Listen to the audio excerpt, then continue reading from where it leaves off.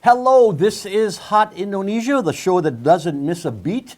I'm Dalton Tanonaka in Jakarta. And before we get going here, I must say thank you to everyone for your concern and support during my recent legal situation. The Supreme Court ruled in my favor, so the focus is now back to the future. So let's get going. Here is this week's HI Hotlist. Old Normal, why the world, including Indonesia, is welcoming the election of Joe Biden in the U.S. Import duty guarding against bringing home the coronavirus after religious missions. And name game, why did Jokowi get a street named after him in Abu Dhabi? I am very happy to be back with my Hot Indonesia partners. Sandrina Malakiano is Deputy CEO of Polmark Indonesia. She's in her home in South Tangerang. Good to see you, dear. And my basketball buddy, Sandiaga Uno, former Vice Governor of Jakarta, from his home in South Jakarta. Hot topic number one, let's get to work. Old Normal. It took 5 days, but by November 7th, it was generally accepted that Joe Biden won the U.S. presidential election over Donald Trump. But the incumbent isn't going quietly, already filing several lawsuits in states with close vote margins. Still, world leaders, including President Joko Widodo, have sent congratulations to the man who will be the 46th president in U.S. history. You know, my friends, I've always tried to remain an impartial observer when reporting on politics, wishing that viewers never know how I vote. But I gotta say that I had grown very tired and sad over the words and actions of Mr. Trump, even 10,000 miles away, 16,000 kilometers. Sandrina, did you feel at all the same kind of weariness? First of all, Dalton, welcome back. So good to have you with us again on the show. To answer your question, we live in an international system which continues to grow interdependently. Within that system, whatever is done by the leader of a country as powerful as the US, like it or not, becomes important to everyone and every country in the world, also Indonesia, definitely. Now, in this context, honestly, for me, the answer to your question, Dalton, is yes. It has been really exhausting and at the same time sad to hear and see all the things President Trump has said and done in the last 4 years, because being disrespectful and intolerant towards others has been his way of communicating issues. Not only disrespectful, but even to the extent of harassment when it comes to talking about women. But fortunately, we also live in a democracy that has a strong and firm iron law. Leaders' performance will constantly be monitored and evaluated by their citizens, and the scores will show in the numbers they get at the end of the election process. That's what we saw. In a democracy, leaders do not live in a chamber that's socially and politically vacuumed.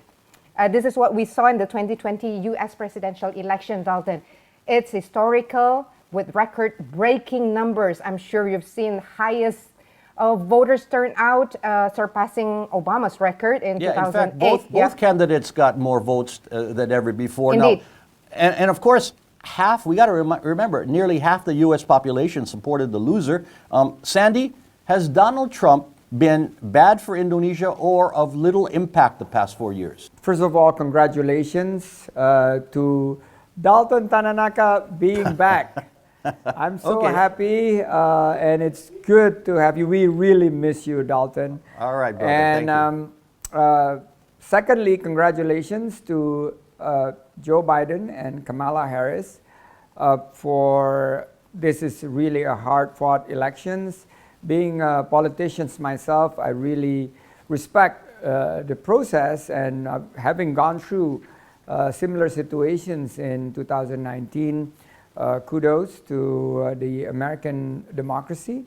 And Indonesia will continue to be friends of the United States of America. And as one of the largest democracy, we're the third largest democracy in the world, we will welcome the new leadership to foster much better tie forward in terms of democracy, civil society, and in particular trade and investments post-pandemic. There's always a consensus that, you know, the past 4 years with Mr. Donald Trump, there's escalations of rhetorics, through tweets and trade wars.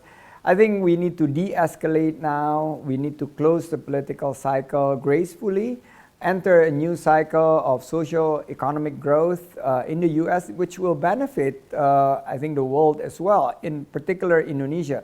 Because if you look at the export from Indonesia to the US, it has steadily rising to around $18 billion. And we are running for the last few years trade surplus under Donald Trump. We need to ensure that this continue, and we will be able to attract new investments from the US through stability. And I think the economic recovery, job creations domestically in Indonesia will benefit if we see, I guess, lowering of trade tensions and a stronger, prosperous Indonesia and US economic partnership. Yeah, and Sandy, I think I could read a little bit of what you said in there about the tweets thing. I mean, no one liked what he tweeted, you know, in the early morning hours in Washington, and anyway, but you're right. Time to look forward. Now, the post-election debate is now about transition and kind of how messy it is. Sandrina, I've seen Indonesians saying on social media here that maybe the process here isn't so bad seeing what's going on in America. I believe it makes perfect sense, Dalton, if we worry or have concerns when talking about the transition from Trump's presidency to President Biden. Up until this moment, we haven't seen any signs that Trump will gracefully accept his defeat. In fact, he has repeatedly stated that the election is fraudulent. He continuously renews his claims of fraud in the US election. We know the American election system makes way for candidates to file lawsuits, but usually these lawsuits are based on solid proofs and strong arguments. This is what we saw when Al Gore did that in the 2000 election. He filed a suit to the Supreme Court demanding a recount for the super tight race in Florida. In the end, still, Bush won Florida with a razor-thin margin. But despite the fact that the legal battles were really controversial, what was so cool is that Gore gracefully accepted the recount results and congratulated Bush. Now, many believe we will not be seeing such a poise, that Trump will leave the office in an elegant manner. In Indonesia, in 2014 presidential election, actually was also marked by Prabowo's rejection towards the election results that gave victory to Jokowi. I remember this vividly because at that time, we, Polmark Indonesia, were Jokowi Yusuf Kala's political marketing consultant. The situation went a bit dire, but in time, Prabowo Hatta's resistance grew more irrelevant. And what's interesting is that in the next presidential election in 2019, Prabowo re-entered the race with Jokowi. And not only did he accept his defeat, Prabowo agreed to join Jokowi's cabinet as Minister of Defense. And Sandy, I want to mention real quickly, Kamala Harris, the first female vice president in the U.S., first one of Black and Asian heritage. We've already been there and done that, Sandy. So in some ways, politics here is more enlightened. Yeah, we have a women vice president and also a woman as president. Yay! So Indonesia, I think, and everybody's looking forward with the new transitions in the US. Stock market is up. I think vaccine is being found. Yay! And I guess a refocus on climate related issues. I think it's very welcome by, I think, the rest of the world. We want US partnership in making sure that the climate change agenda is being taken care of, and a lighter touch with the tensions with China, because we need to be friends with both China and the US. Indonesia needs to recover fast from the COVID-related devastating impact to our economy. So we need to start thinking forward, 2021, attract more investments, opening up new investments and creating jobs, good quality jobs for young Indonesians. A lot of things on the new president's plate in the U.S. January 6th, the winner will be formally named in the U.S. Electoral College. Then, on January 20th, a new beginning in the land of Lincoln and big dreams. Hot Indonesia will continue shortly with import duty, guarding against COVID-19 while on your religious mission.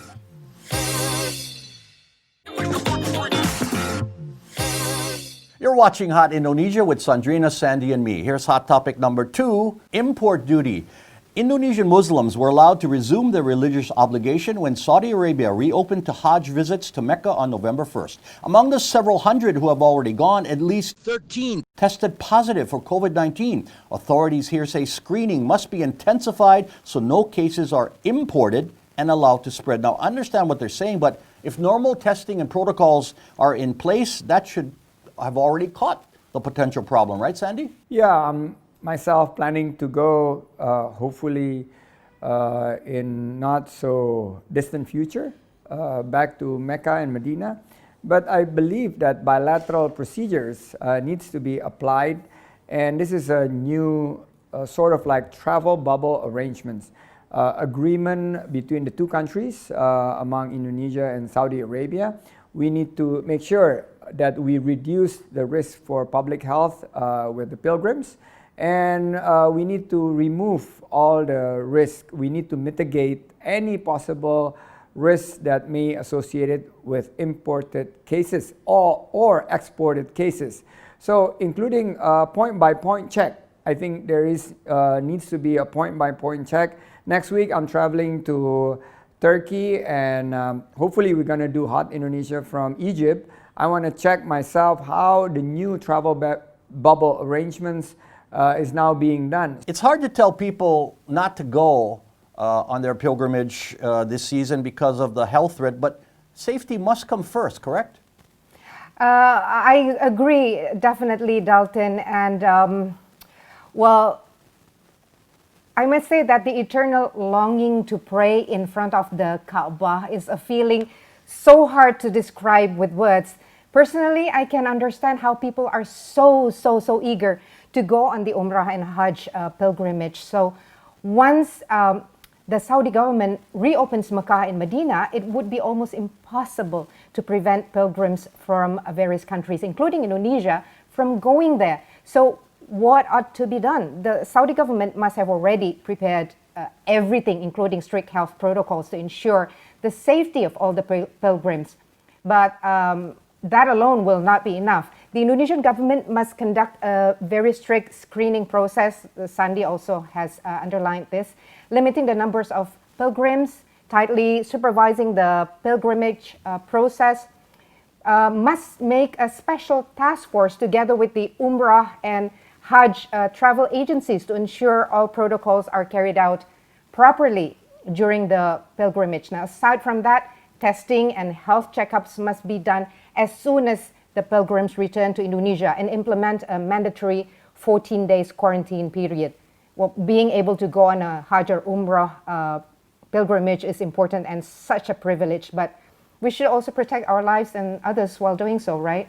Yes, of course. And Sandy, I want to ask you, usually we see the pictures of the worshippers circling the Kaaba in Mecca.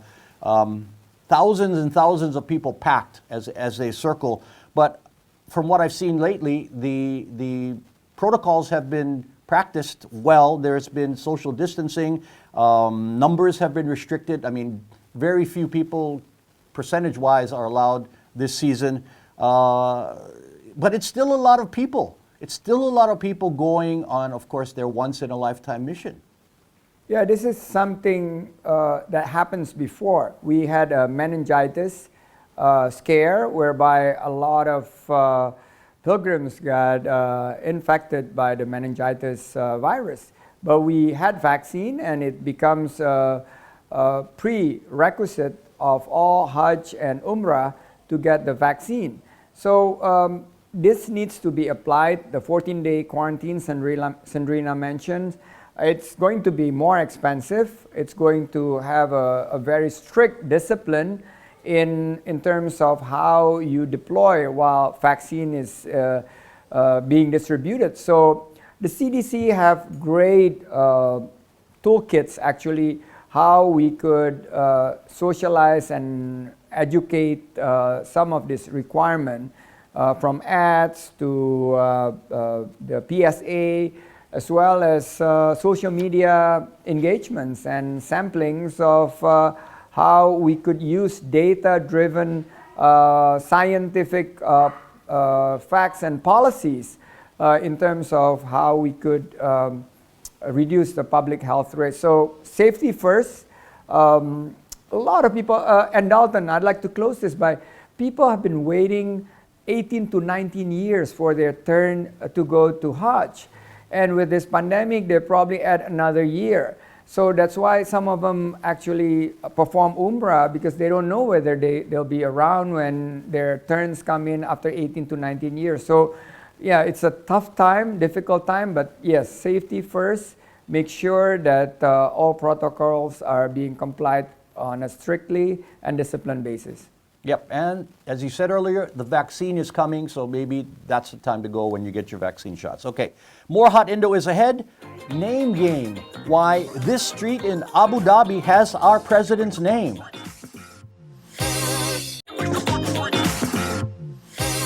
You're watching Hot Indonesia from Jakarta. Here's hot topic number 3, name game. It's something to look for if you're visiting the United Arab Emirates. President Jokowi Dodo Street is now part of the Foreign Embassy District in Abu Dhabi. On October 19th, the government officials there unveiled the honor given to strengthen bilateral ties. Now, it originally was named Al Mahid Street. Quite a nice gesture, Sandy. Really good bilateral diplomacy, but extremely well thought and well executed marketing ploy, because President Jokowi is so popular, I guess, not only in Indonesia, worldwide. By the way, he was elected by 80 million votes plus, I guess by far the record in the world by people who involved in direct presidential elections. It is going to tip I guess the scale for trade diplomacy and strengthen the relationship between the Emirates and Indonesia. I think young Indonesians will relate. I think it's good for their own tourism. People want to take picture, Instagram there. And I think it's going to open up tourism. But we need to ensure that we think about the domestic benefit. The interest of Indonesia is clearly to revitalize, to revive, and to strengthen our economic post-pandemic. So we need investments from UAE. We clearly, and they're working on tourism, that. Sandy, they're working on that business and all the time. But this is a nice symbolic thing. So my question is, Sandrina, do we have to now reciprocate by maybe renaming Tamrin Jalan Khalifa bin Zayed Sultan Al Nahyan? We could, but we don't necessarily have to respond or repay in a similar manner. So there are lots of diplomatic gesture alternatives, Dalton, that we could show. For example, by increasing the trade volume between the United Arab Emirates and Indonesia, maybe as Sandy was getting to, increase the number of visits from Indonesia to the UAE, or another option could be something like holding a Khalifa bin Zayed Sultan Al Nahyan annual lecture in big universities in Indonesia, choosing different topics, for example, technology and economic development, which are UAE's main strengths. In short, there are many ways to honor the leader of the United Arab Emirates. Doesn't have to be by naming a street after him. Aside from that, one fact, there are still countless national Indonesian heroes who have no streets named after them right now. Okay, guys, I was thinking, and I've had some time the past few weeks to do a lot of thinking. If the president could get something named after him, why can't we? Okay, so let me throw these out at you. I did some research and I found some locations. How about a popular ocean destination named after Mr. Uno, Sandy Beach? Do you like that? I love it. Thank you, Dalton. Okay, yeah, I think that's near Anyer somewhere. Yeah, okay. And then in honor of our coffee connoisseur, how about this? A drink called Cafe Latte Malacchiano. I tried it. And, I don't want that brand. I have my own Malacchiano brew. Okay, well, you should do it in your own coffee shop now that you're reopened. Yeah. I tried this one at Starbucks, and it was strong but sweet, kind of like you, Sonia, okay? and not to leave me out, guys, there is already this food item that a friend sent me the picture of. You can find it in the markets. I love this barbecue sauce. It's really nice. I'm serious. It's already there. And it's also sweet like you, Dalton. No, Sandrina's a lot sweeter. Okay. Enough of that. Feedback time now. Let us know what you think about what you see on this program. Rana in Bali posted this on the Indonesia Channel YouTube page following last week's discussion on her island survival problems. We are really struggling here. Many have already given up. Hope we will recover soon. We'll stay strong and positive, Rana. And Reski said this on the YouTube page of our partner TV1. I am very happy with this talk show, and we are happy to hear that, Reski. Here's how to contact us with your feedback. Email at hotindo@theindonesiachannel.com or comment through our Hot Indonesia or Indonesia Channel Twitter, Facebook, Instagram, and YouTube pages, also on the YouTube page of our partner TV1. Final words, Sandrina. A few days ago, on the 10th of November, we Indonesians commemorated the National Heroes Day. For me, heroes are not just people who have done huge things, made huge sacrifices, reached huge achievements for the country nationally or internationally. I believe everyone can be a hero in their own ways by doing as many good deeds, by helping and supporting others. We must always care about our surroundings, the people around us, the environment we live in, give the best that we can. So by doing that, it's also an heroic act. Our country, Indonesia, calls for us to be heroes in our own big or small ways. So everybody, selamat Hari Pahlawan. Final word, Sandy. Well, in remembrance of the National Hero Day, I would like to really say big thank you and huge appreciations to our hero of the year, who are the team handling the COVID-19 situations, the doctors, the nurses, all the medical personnel. We're in great constraint fighting the pandemic. You guys are truly very special. And also I would like to thank the hero of the Indonesian economy, which are the micro, small, medium enterprises that's now starting to being revived and opening up opportunities, jobs that are badly needed by this country.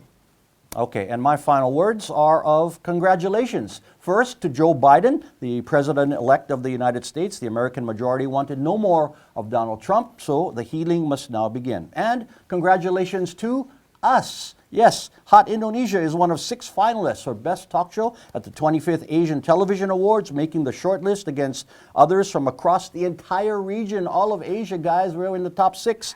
The award ceremony will be in January in Cambodia. Hey, you guys want to go? If we can, Yeah, hey, let's do our show from there. that would Maybe. be great. Yeah, and you guys, hey, thank you for being great partners and a great team to deserve this award. Okay. That is Hot Indonesia for this week. For Sandrina Malakiano, Santiago Uno, and me, thank you for watching and see you again next time.